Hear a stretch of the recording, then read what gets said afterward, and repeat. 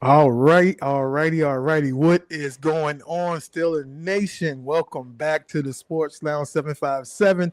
And as I promised, I have Mr. Tony P in the What house. up, though? What up, though? Tony, yes, sir. Yes, sir. He is here to chop it up with y'all. And we had a blast last episode, but we are here to dissect what happened last week. As y'all know, the Pittsburgh Steelers are now on top of the AFC North, on top of the AFC North.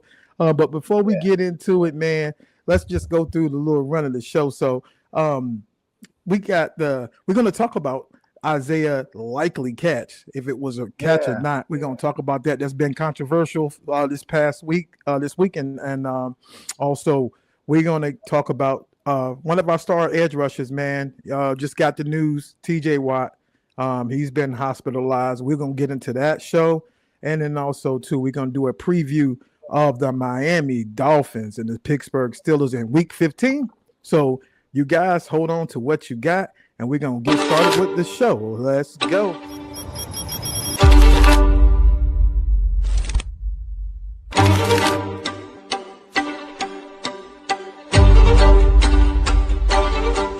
Hey, welcome to the Sports Lounge 757. I'm your host T, and we are here back again for another episode. It's been a victory. This is a victory Thursday. And, it's always a good thing whenever we play against a divisional opponent and we come out that thing with the dub. So we're going to talk about it.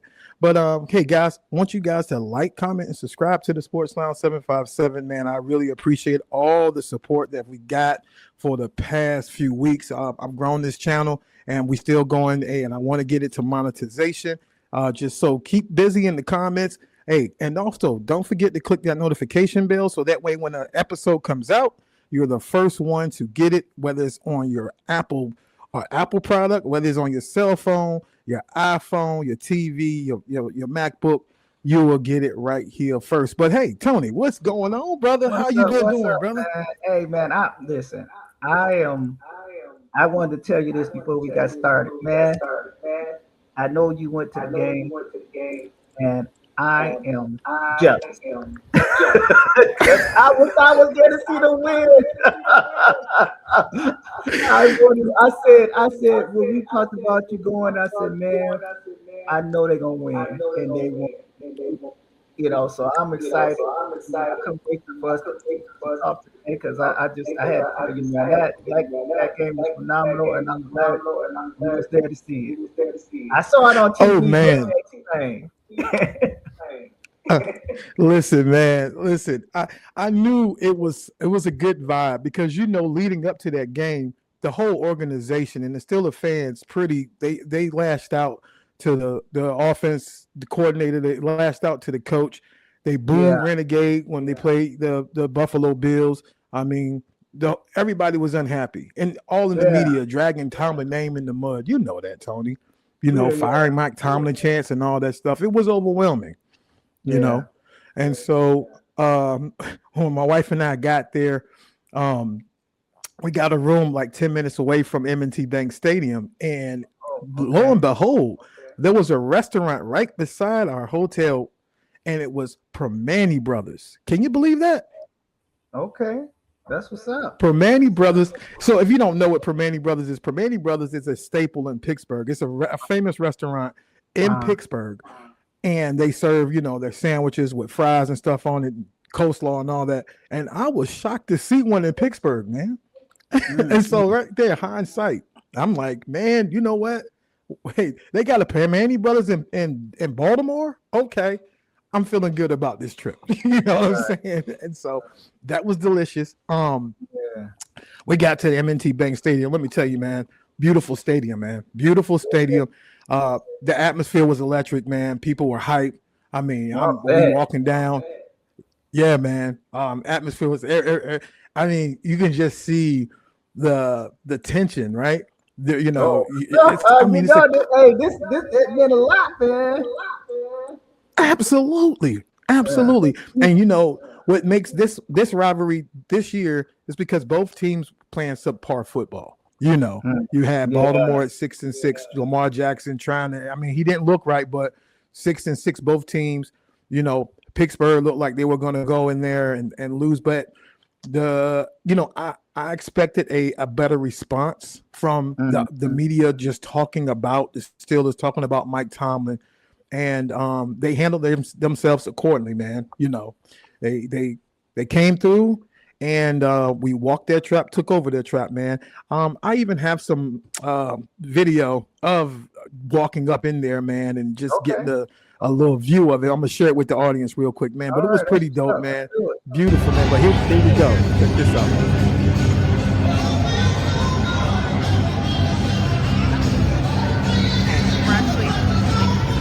Excuse me, man.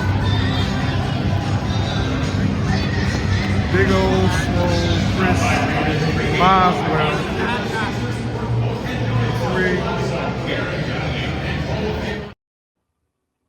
That was cool, man. Oh yeah, man. Oh, he looks tall. Oh man, yeah, man. And our seats, man, we had the perfect spot. Yeah, there's a marquee. We set up in the 500 section, but I was by the marquee on the 5th row, and it was so many Baltimore Ravens fans. But hey, the Steelers fans did show up. They showed up, showed out.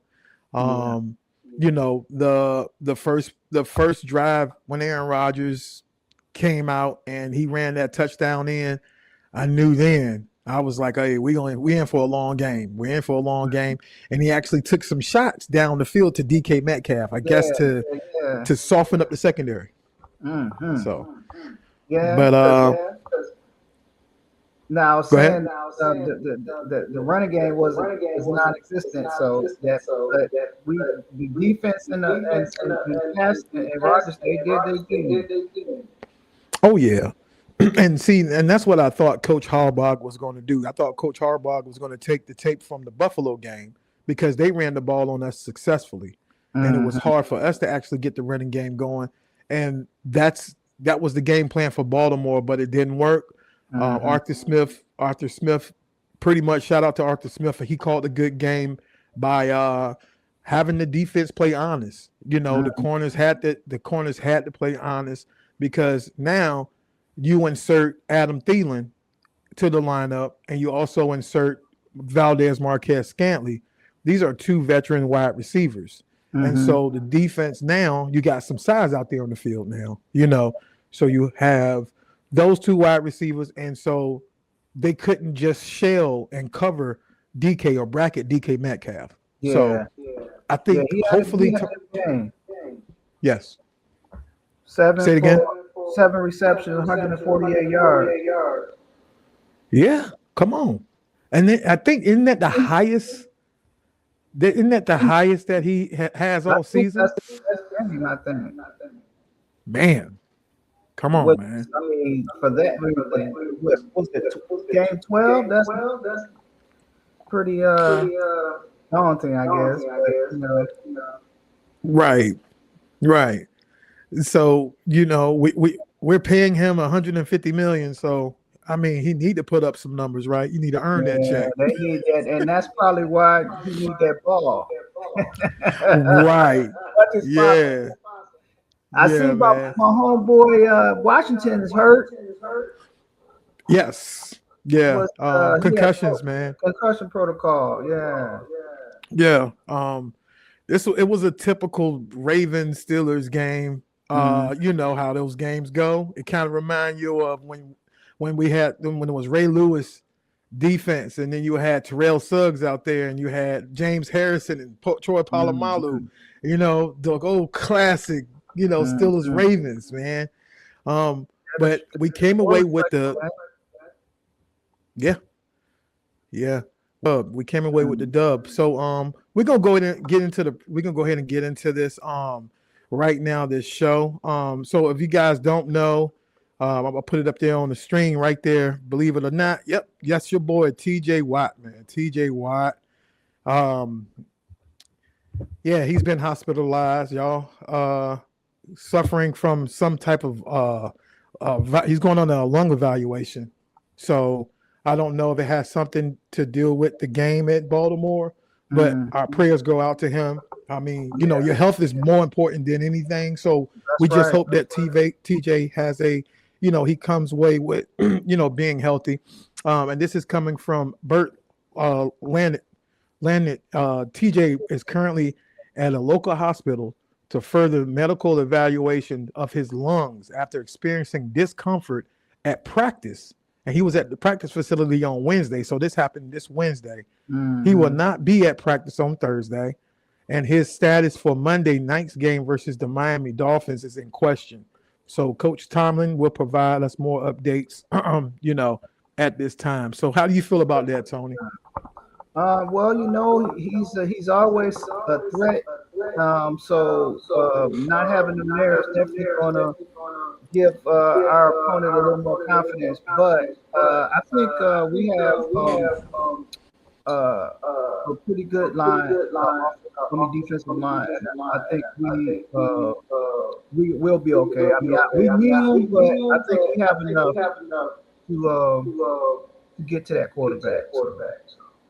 Yeah, I agree with you on that. There is depth, and I think that's why you go out and you get guys like Nick Herbig, and you go out there and you get guys like Alex Highsmith and Jack Sawyer.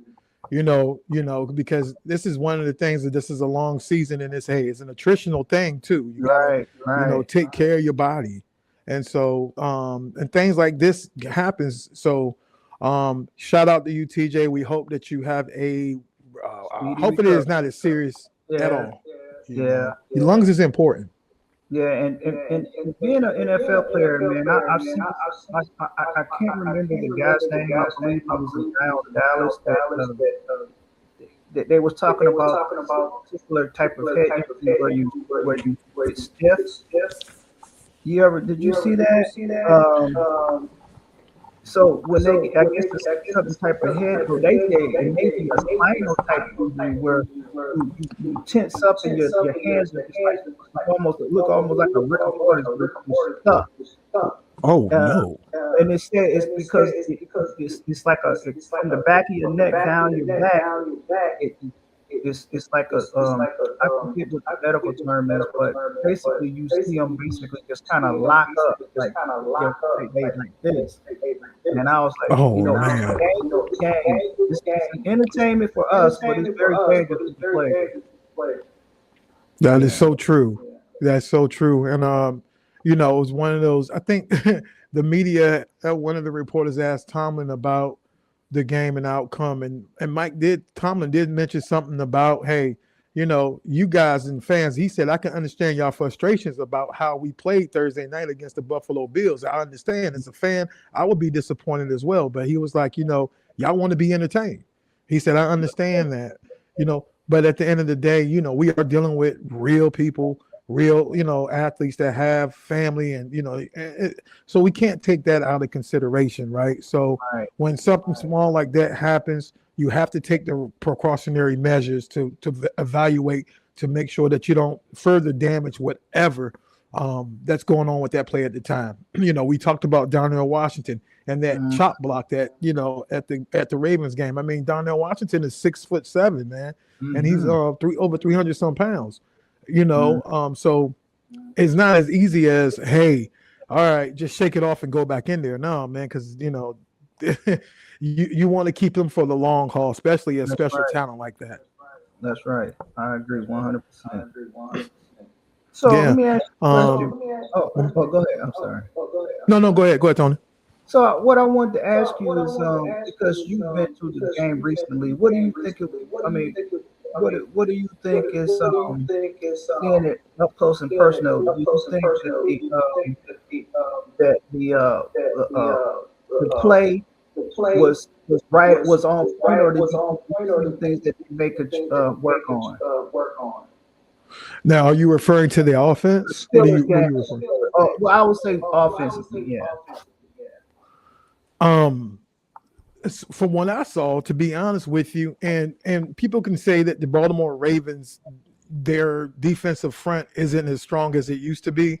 I mean, I can kind of see that they lack edge rushers, okay, but at the end of the day, they still have Marlon Humphrey. They still have, those corners, man. They're still elite. You still have Roquan Smith. You know what I'm saying? So Baltimore isn't their defense is a well managed and well talented defense. But what I saw was fluidity, and not being scared, Right. as an offense, and being aggressive. That's what I saw, because Ah, from what we've seen, Tony, within the past 13 games, at the time is okay. We'll take our shots here and there, but everything was like within 10 yards, you right. know, 10 to 15 yards, and there was nothing, over the top.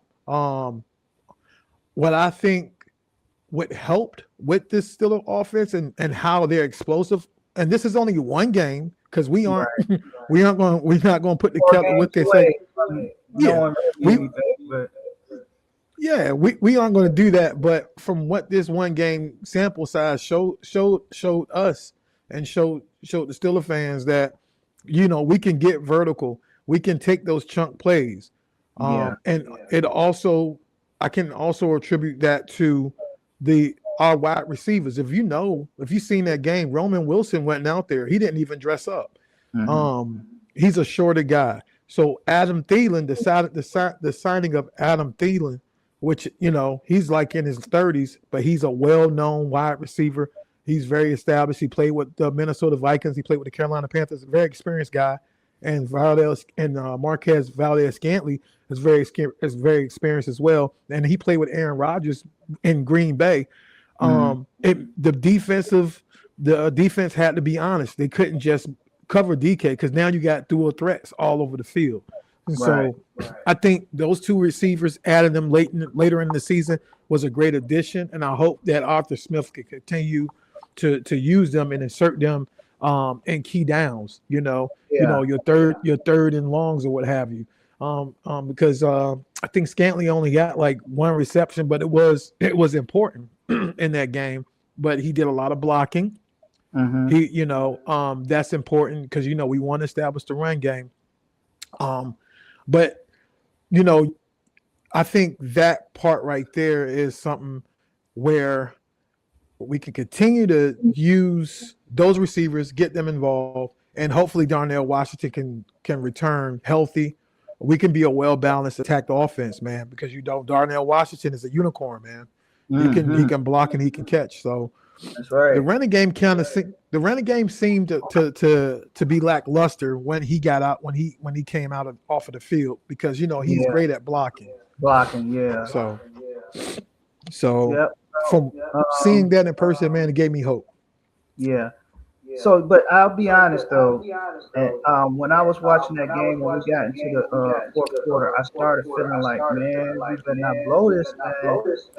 My nerves was getting bad, man. Because I know how Baltimore is, man, and they like, I mean, because like you said, their season is kind of like reminiscent of ours, but I can see that all it takes is one mistake could have lost that game. Oh yeah, 100%, 100%. In fact, it seemed to me that the Steelers kind of let off, because we hmm were up two touch. We was up to a touchdown, and we were up 2 scores. Yeah, And I mean, at the end of the day, if they were to score that touchdown, and if the referees were to say that, and we're going to talk about it, that catch that's right. been controversial, we're going to talk hmm about it. If that was to happen, I mean, we still had enough time to at least get in field goal range, right? Yeah, And win the game. The way that their offense was moving, that one, there wouldn't be a doubt in my mind that we couldn't pull that off, right, and walk away, yeah, yeah. regardless of the outcome. It would have still been the Yeah, same. We would have it won was a that game. competitive game. If you really, for me to be honest, I mean, I think we're very complimentary as far as the both teams. Um, and I know we got to play them one more time, and I'm not. I just feel like we need to keep some momentum. We got to gain some momentum for a change. Pull out two more games, at least two. I would say at least two of the next four we need to win. But Oh that's yeah, which I really feel like we can get three. yeah. I And just speaking of such, I'm glad you mentioned that, Tony, because let me bring this on the stage real quick, and we can talk okay, about it. And okay. let's do this real quick before I bring it on the stage, and then because I think you're on to something because we need to look at the remaining games for this year and go from there. So right here we have the remaining schedule between the Steelers and the Baltimore Ravens. So as you see right here on the left hand column here, the next game is Week 15 and that's a home game, Monday Night Football game against the Miami Dolphins. Okay. Then Week 16, we go on the road to Detroit, to your team. Yeah. Now that's the challenge. That right there is gonna be tough.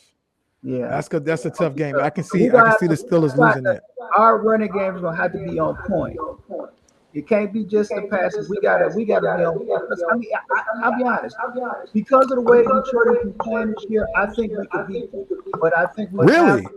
Yes. Wait a minute, y'all hear that? Y'all hear? Yes, I'm putting my. I'm saying that's a hot take publicly that I think we could beat them. Because Pittsburgh is one of those type of teams you don't know what you're going to get. Sometimes we playing like playoff teams, sometimes we're not. But I think we can get there. I think, and I'll tell you this: if we beat Miami, we're gonna beat Detroit. Because that means that's a 3-game win streak. I really believe that. Now, if we don't beat Miami, then I don't know. Well, you heard it here first, y'all. Listen, this is for all the marbles, man. We getting down to Yeah, that's true. So that's true. If you got it, you're gonna make your run now. That's how I. That's feel. True. That's true. No. And Miami, it starts with Miami, and it starts Monday night at Acrisure Stadium. Miami, they're on a 4-game winning streak, so they're trying to be a team above 500. So they have a lot to play for as well. The thing that works in our favor is it's going to be cold at Acrisure, man. Monday night is going to be cold. And Tua Tagovailoa, is that how you pronounce the quarterback's name for Miami? Yeah. Okay. Well, his record aren't as great when he's outside. I don't know if that's going to play a part into Monday night's game. But Miami's their identity is their run game with Achane. And so, if we can stop the run, and that's always the case, right? Stop the run, minimize the run. We should have Derek Harmon back too.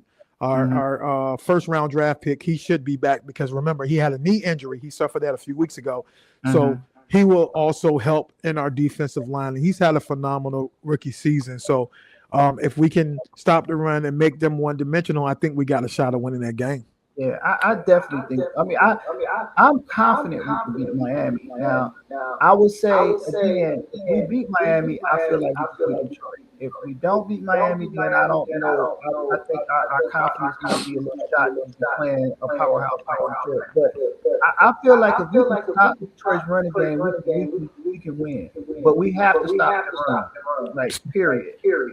And that ain't an easy thing to do with 2 great backs, but. But we can do it because they've lost. I mean, Detroit really, compared to the 2 previous seasons, they really haven't done that good. If you really base it on the last previous season, they kind of fell off a little bit, but they're still good now. So gotcha. Now are they suffering? I'm sorry. Go ahead, Tony. No, I'm listening. I think Pittsburgh can beat them though. Okay. Do you know about any injuries that any from Detroit coming out of that camp? Honestly, I don't know off the top of my head, but I know they had a few injuries that's been hurting their the defense. But I can't think of names right now. I should have probably pulled that up since we're talking about them so much. But yeah. Okay. So what do you think, though? I mean, I know I heard what you said about me, but what do you think about that next 4 games? So I feel like the next 4 games between the Ravens and the Steelers, because let's be honest, when it comes down to the AFC North, there's only 2 teams that are standing out, and that's the Steelers and the Ravens. The Browns season is done. Joe Burrow is done. Yeah, it's over with for them. So I think, like you said, it starts out with, hey, let's win this Miami game. And if we do lose against the Detroit Lions, which I'm expecting them to, but you're a little bit more optimistic about us winning, which I'm cool with that too. Trust me. I'm cool. Okay, So, I got you. So that right there, just that win right there, will bring us at 9-6. We'll be at 9-6 right there. I pray that happens, right? Yeah. Then we go on the road to Cleveland and play Shador Sanders, man, and the Cleveland Browns. They really don't have anything to play for, but Shador is trying to. Shout out to Shador Sanders. Shout out to Shador Sanders, man. I just think he's under the wrong organization, to be honest with you. I mean, just the way that the Browns organization did him and putting Dylan Gabriel in front of him, and obvious, he's a talented man and he's super accurate, and that's going to be a game too. Even though it's Cleveland and Cleveland has a losing record, at the end of the day, I can see Shador Sanders trying to light up this defense. To be honest with you, I can see that happening. So I'll tell you this. I see it a little bit different. I'm glad it happened when it did with him, because I think what it would do is it motivated him to play his best and not think of it as, I deserve to be here. You proved that you deserve to be here. He proved it. He's proved that he's a talent and he deserves to be in the NFL. And sometimes delaying his gratification, I think, even motivated him more to prove it. And so I'm glad that he's getting his shot. And I know that next year, if they're smart enough to keep him, they're going to have a better record than they had this year. That's true. I really believe that if he stays there, he's going to shine, because if I was Cleveland, I would never trade him. Really? I would trade him. No. Because you know why? Because sometimes teams sometimes it's ego, sometimes it's politics, but you got to get outside that if you really want to win. And I believe that's true. If he has the talent, if he got a decent line, he's gonna get that ball out there, because he can throw. I've seen a couple of plays. The boy's back. He can play. So. Oh yeah. Just let the man prove himself. Get the right people to defend that. To support that line, and I a much better record next year. Oh yeah, I agree with you 100% on that. There's no doubt in my mind that Shador, there's no doubt that I think that Shador can actually get a team over the hump. Cleveland Brown, man, they just a quarterback away, man, from being a contender, to be honest with you. But I just think they pulled the trigger at the last minute, right? Mm-hmm. So hopefully the off season he'll get more comfortable with however fancy wants to run the offense, or he'll take more snaps, so he'll be more comfortable back there at the line of scrimmage. And so so that game there by itself, I can see the Steelers winning that game. That'll bring us at 10-7. 10-6. Yeah. And then the last game of the season, of course, it would be a rematch at Acrisure Stadium against the Baltimore Ravens, right? So, right. But if you look at Baltimore's schedule, so right now, look at that. They're playing against the Cincinnati Bengals, and Cincinnati put up 34 points against the Buffalo Bills. I don't understand how they walked them down. Buffalo walked them down in the snow. But you know what? It's because they let old boy run. Yeah. People got to stop. What's his name? Josh Allen. We got to stop letting that man run. You got to have a spy or somebody watching him. Because when he get out there, he be gone. You know what I'm saying? I watched a couple of highlights. I was like, goodness gracious, man. He pretty much skipped into the end zone, man. 20 yards out or whatever. It's like, come on, where is the defense at? Oh, man. Yeah. You cannot let that happen. I'm sorry. But no, you're right, though. I agree. You have to put a spy on him. You have to. He's just like Joe. He's like Lamar Jackson is. Yeah. We put a spy on Lamar Jackson. Mm-hmm. At that game we had Patrick Queen Yeah. I doing saw that. it coming up the Yeah. middle. Boy, he was. I love it. They was giving him hell, boy. They was giving Lamar hell. Yeah. So the Ravens got a tough schedule. I think their schedule is more daunting than It's ours. tougher than ours for sure. Then they go into New England. They got to play New England. We know that New England And Patriots Green right now, Bay? they're Super Bowl favorites. New England and Green Bay? Yeah. And then they go into Lambeau to play the Packers. Yeah. And then they got to play us at the end. Come on now. Come on. Yeah, they schedule's tougher than ours for sure. So that's a whole nother thing, right? There's no reason why we should win the division. Right. We should. Oh, absolutely. Absolutely. But I think it goes back. Yep. Go ahead, Tony. No, I was saying that was all I was saying.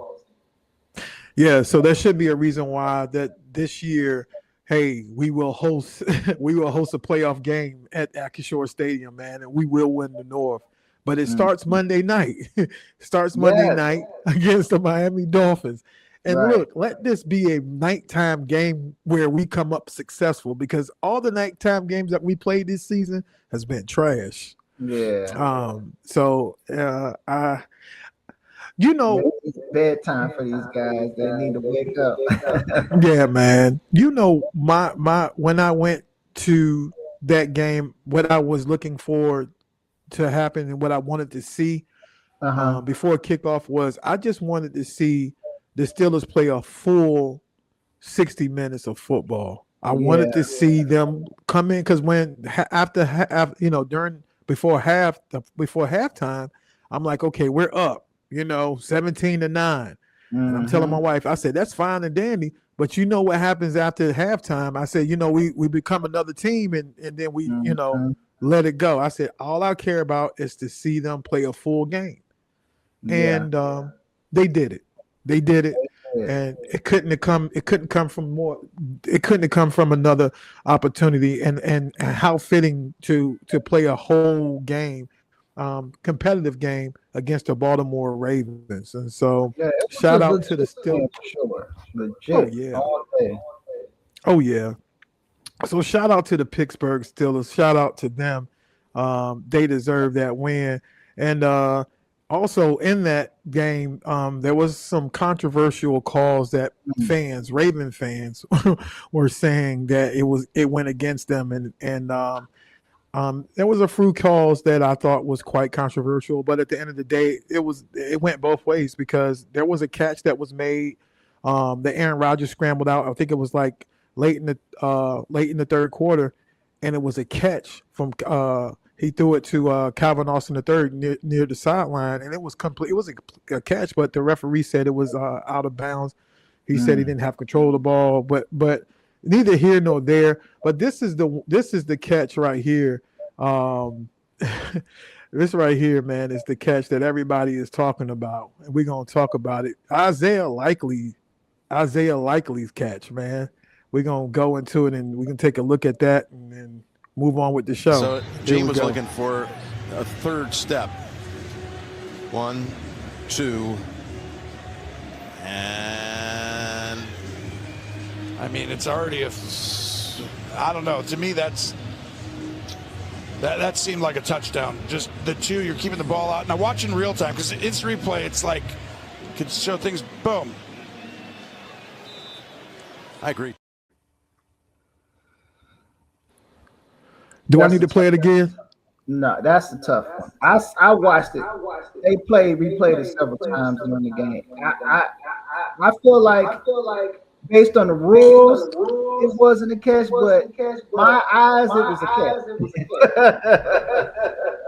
He 2 feet on the ground, right? He established possession of the ball, but because he was in forward momentum, more like a football move, that third foot wasn't completely down the ground, and the ball was out.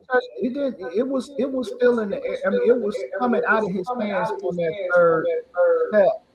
But to me, he had, and I can say that his rules and how I perceive football. The way I perceive football, it was a catch, but rules says that it's supposed to be three steps, or I guess it's three steps or a football move. But Right.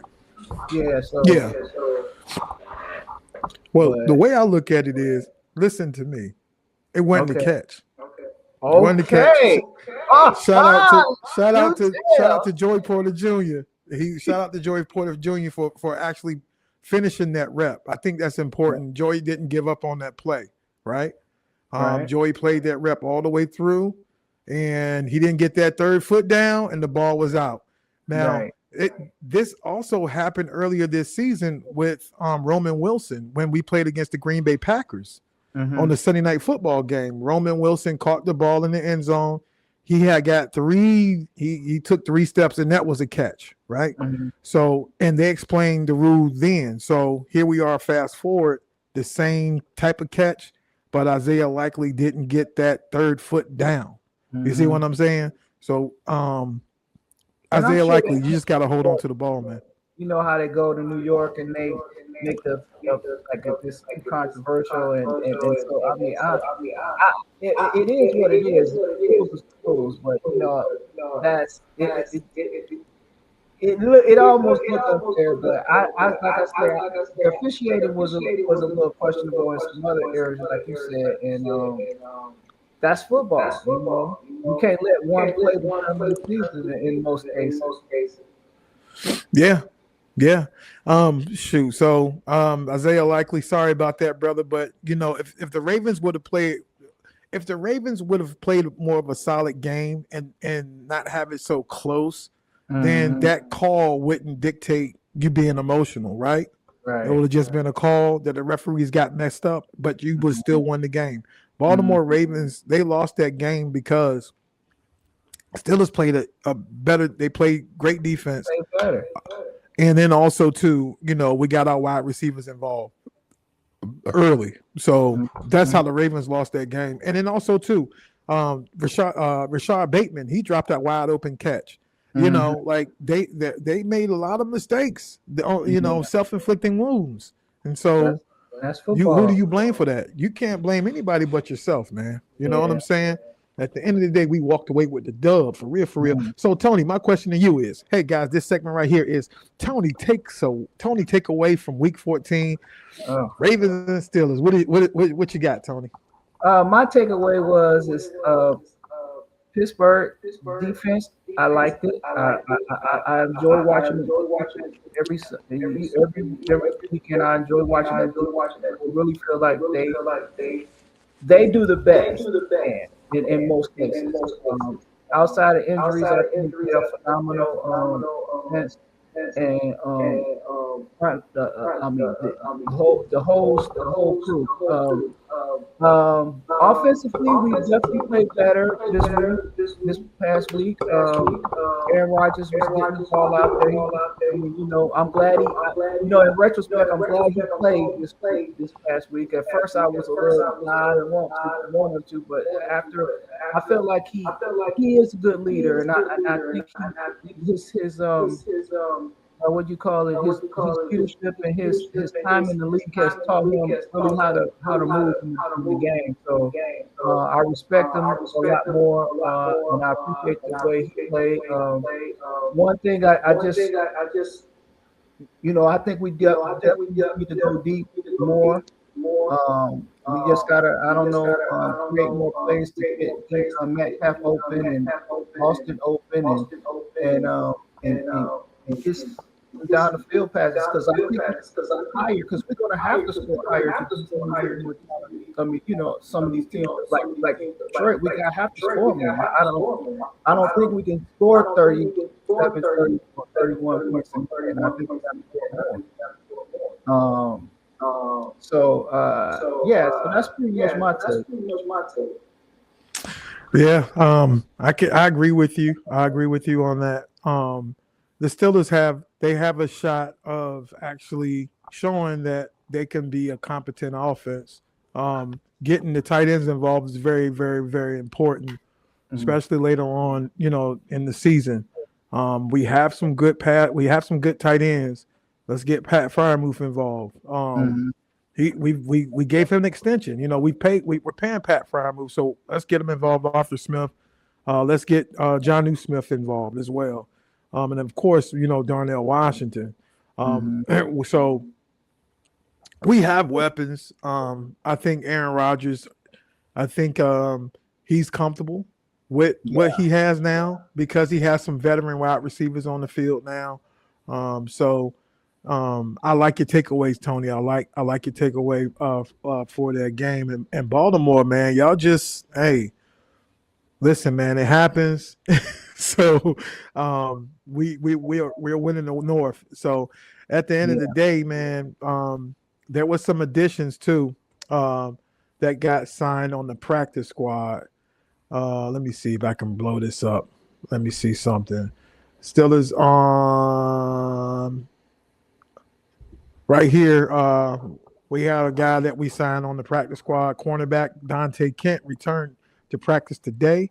He remains on the reserve, designated for the return list, and then the Steelers have a 21-day window to either activate Kent or he remains on reserve for the remaining of the season. Kent was placed on the reserve list back in August. The Steelers drafted Kent in the 7th round of the 2025 NFL draft. He was the 229th overall selection. He appeared in 53 games for Central Michigan, starting 48 and finished with 235 career tackles, which I think is pretty decent. 171 of those were solo stops too. So he had 47 passes defended. That's good too. 2 interceptions, 2 forced fumbles, a fumble recovery, 4.5 tackles for a loss, and 1.5 sacks. He also returned some punts too. So shout out to Dante Kent. We're gonna need that depth when it comes down to later on in the season, man. What you think about that guy, man? I really didn't know much about him. I'm glad you put those stats, that information up, because now I'm going to look deeper into him. Okay. But yeah, we definitely as much talent as we can get coming down the road, because this, like I said, this is it right here. This is it, Tony. We got, like I said, in my mind, if we win 2 of the 4, I'll be happy. But I don't know because Baltimore could win 2 of the 4 too. The next 2. So we really win 3. I think if we win 3, I don't think they can catch us. If we win just 2, I think they can win 2 as well. So, and I don't know. The tiebreaker. Well, I guess the tiebreaker would be the last game. Can you imagine the noise and if it comes down to whoever wins that last game wins the North? It can happen. That'll get loud, dude. And you know how many people would definitely want to fire Mike Tomlin. Everybody gonna be like, fire Mike Tomlin, fire everybody. That's where our fans are at now. I'm gonna tell you something, man. I get so, and I think I said this last episode, I get so tired of people saying fire Mike Tomlin. Come on, let him have a losing season first. I tell anybody out there in podcast, radio land, first place, wherever you are, let the man have a losing season before you start throwing the pink slip at him. Yeah, right. It's getting annoying now, to be honest. It is very annoying because you know if they let Mike Tomlin go, he's gonna be hired in like 7 seconds from another team. Man, they gonna get him. We gonna have to turn him down. You know what I'm saying? And they gonna throw the money at him too. He probably gonna make more money than he ever made. Yeah.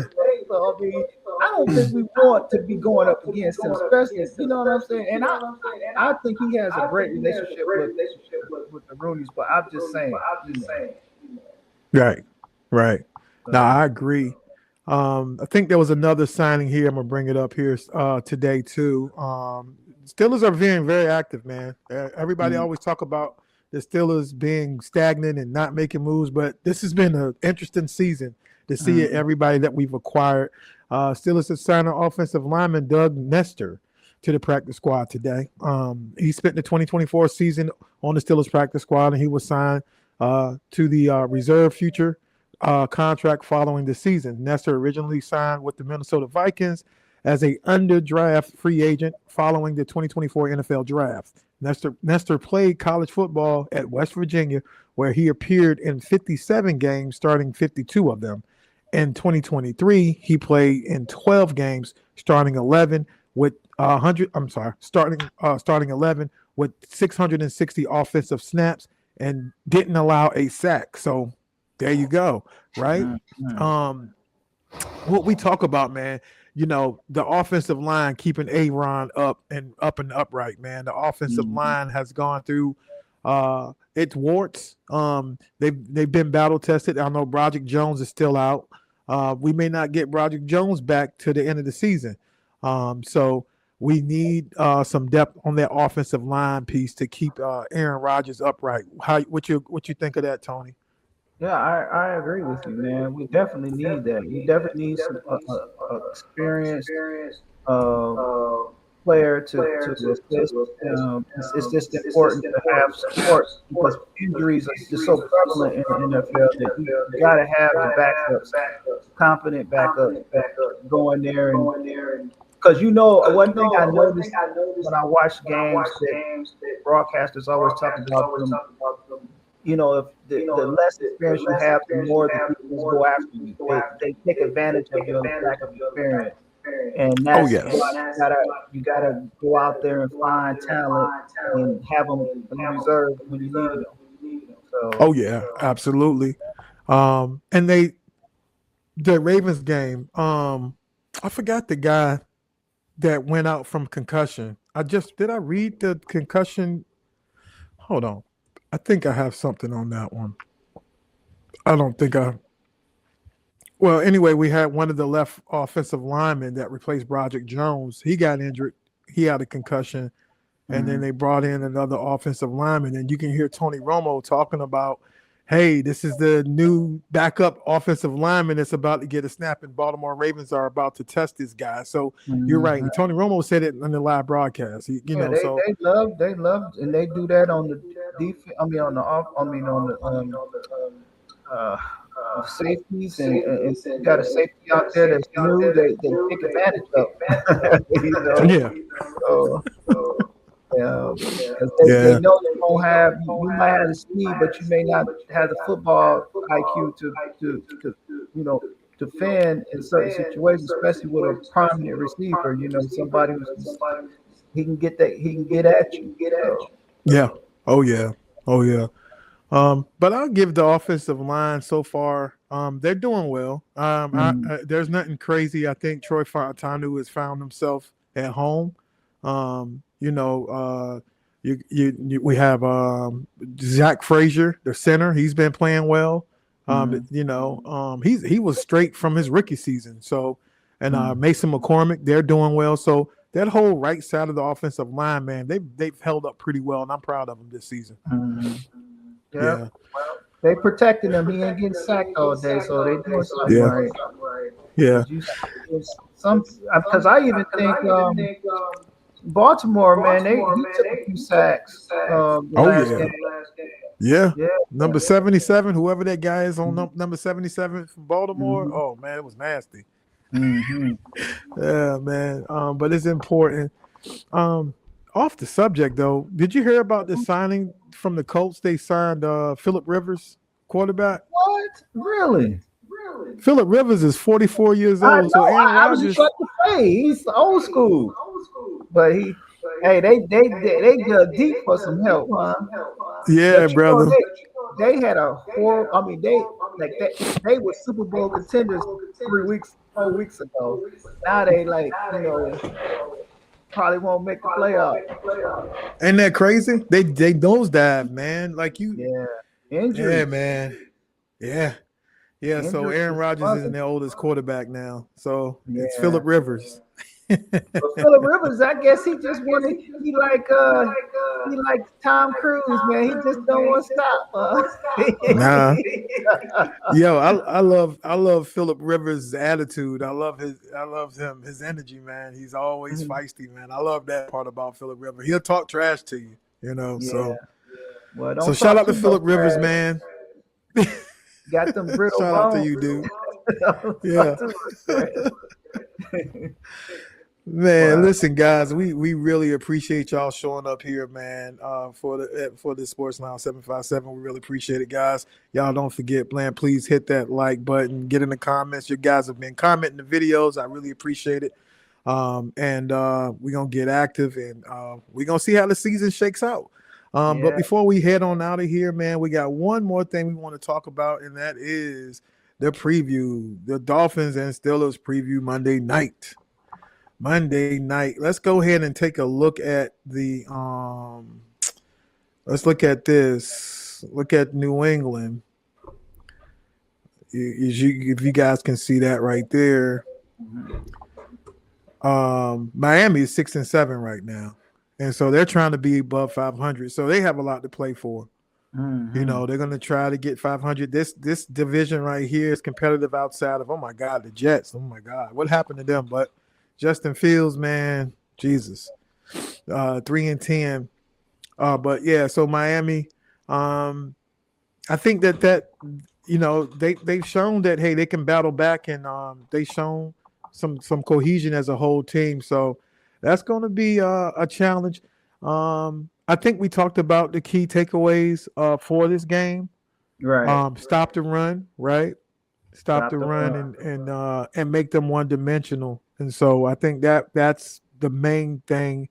I know they have Jalen Waddle, which is one of the wide receivers. I don't know if Tyreek Hill is back. Is he back or is he out for the season? I don't know because I haven't heard much. I haven't heard his name in I mean, right, yeah.